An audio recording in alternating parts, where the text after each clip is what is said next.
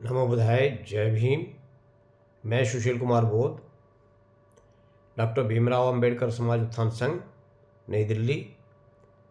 आप सभी से अपील करता हूं और आशा करता हूं कि आप सभी लोग मेरी इस बात पर गौर करेंगे और सरकार से लड़ने के लिए अपने सुझाव इस वीडियो को शेयर करेंगे जितना ज़्यादा संभव हो सके अपने ग्रुप्स में। और जहाँ भी सरकारी अधिकारी कोई है, रेवेन्यू विभाग से या किसी भी तरह का अधिकारी या होम मिनिस्टर साहब या प्रधानमंत्री साहब, आप सबसे अनुरोध है कि इस वीडियो को ज़्यादा से ज़्यादा शेयर करें। और मैं आपसे ये भी अनुरोध करता हूँ कि इससे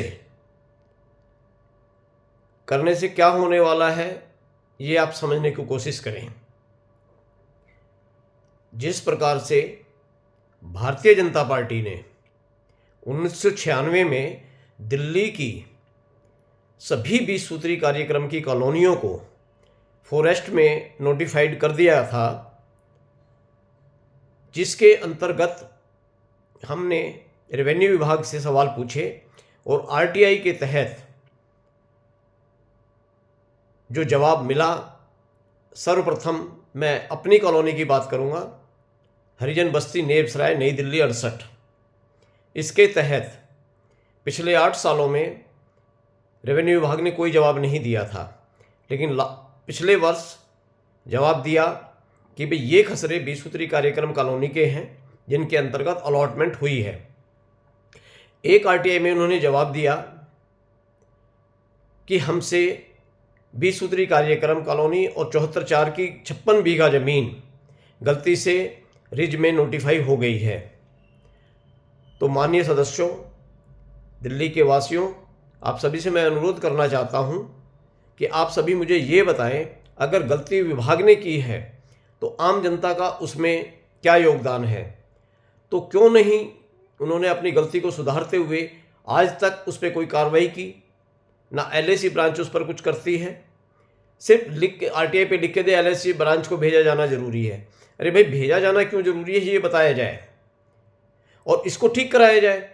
एडीएम साहब के पास में पिछली फरवरी से एप्लीकेशन पेंडिंग है, आज तक उस पर कोई संज्ञान नहीं लिया गया। इसी प्रकार से अगर हम छतरपुर विधानसभा की बात करें, सबसे ज़्यादा कॉलोनियाँ 20 सूत्री कार्यक्रम की फॉरेस्ट विभाग में जो नोटिफाइड हुई हैं वो छतरपुर विधानसभा की हैं। कुछ कॉलोनियाँ तुगलकाबाद क्षेत्र की हैं, कुछ बदरपुर क्षेत्र की हैं। बाकी नजफगढ़ जोन के अंदर जितनी भी कॉलोनियाँ आती हैं, कुछ को उन्होंने लैंड पुलिंग में डाल दिया है। अब ये समझ नहीं आ रहा कि क्या 20 सूत्री कार्यक्रम कॉलोनी या SC ST लोगों की जो कॉलोनियाँ हैं, क्या प्रदूषण सिर्फ इन्हीं कॉलोनियों से होता है? ये एक सोचने का विषय है। क्यों हमारे साथ या हमारे समाज के लोगों के साथ ये एट्रोसिटी की जा रही है? क्या अनुसूचित जाति समाज ही सबसे गंदा समाज है? क्या सरकारों की नज़र में यही है? ये बीजेपी की कड़ी करतूत है। तात्कालिक चीफ मिनिस्टर साहब सिंह वर्मा जी की करतूत है।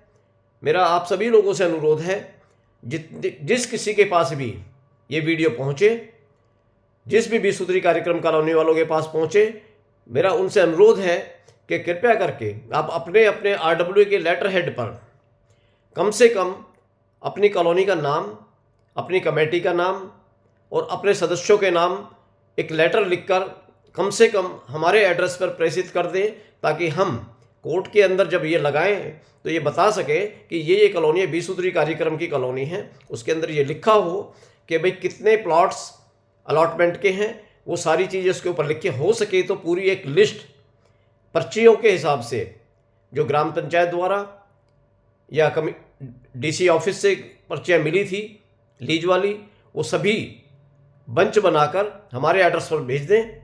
हमारा पता है 59/1 गली नंबर 1 अपोजिट इग्नू, नेबसराय, नई दिल्ली 68। और मेरा नंबर है, आप लोग नोट कर लें, अगर कोई बात करनी है तो आप मुझसे बात भी कर सकते हैं। मेरा नंबर है 9625527228। इसी के साथ साथ मैं 360 गांव की पंचायत के मुखिया श्री सुरेंद्र सोलंकी जी पालम से, और नरेश चौधरी जी 96 के चौधरी श्री नरेश सेजवाल जी, इनका भी स्वागत करता हूं, क्योंकि इन लोगों ने जो पहल की है 20 सूत्री कार्यक्रम कॉलोनियों को और ग्रामीण क्षेत्र की समस्याओं को उठाने की और उनको हक दिलाने की, उसमें बहुत सारी चीज़ें हैं, 8-9 पॉइंट हैं। आप सभी उनको पढ़ें और माननीय सोलंकी जी का और नरेश चौधरी जी का और 360 ग्राम पंचायत का भी पूर्ण रूप से सहयोग करें, ताकि आपके हक के अधिकारों की लड़ाई के लिए ये लोग लड़ रहे हैं। तो मैं उनको बहुत बहुत धन्यवाद देता हूँ, उनका आभार व्यक्त करता हूँ और आशा करता हूँ कि आप सभी लोग ज़्यादा से ज़्यादा संख्या में इनके साथ, जब भी धरना प्रदर्शन है या कहीं भी रैली निकल रही है, तो आप सभी लोग ज़्यादा से ज़्यादा संख्या में पहुंचकर इनकी शक्ति को बढ़ाएं और अपना शक्ति प्रदर्शन दिखाएं, ताकि कि हम इनके साथ हैं और हमारी ये समस्या है और हमारी समस्याओं का निदान होना चाहिए।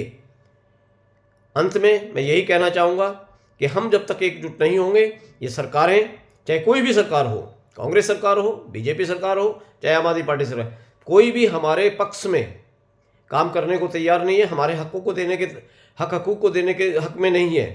तो आप सभी से अनुरोध है कि विधानसभा चुनाव नज़दीक हैं और आप लोगों से अनुरोध करता हूं कि विधानसभा चुनाव में अगर हमारे को मालिकाना हक नहीं मिलता है या ग्रामीण क्षेत्र की समस्याएं ख़त्म नहीं होती हैं या उन पर कोई संज्ञान नहीं लिया जाता, तो इस विधानसभा चुनाव का पूर्ण रूप से बहिष्कार करें।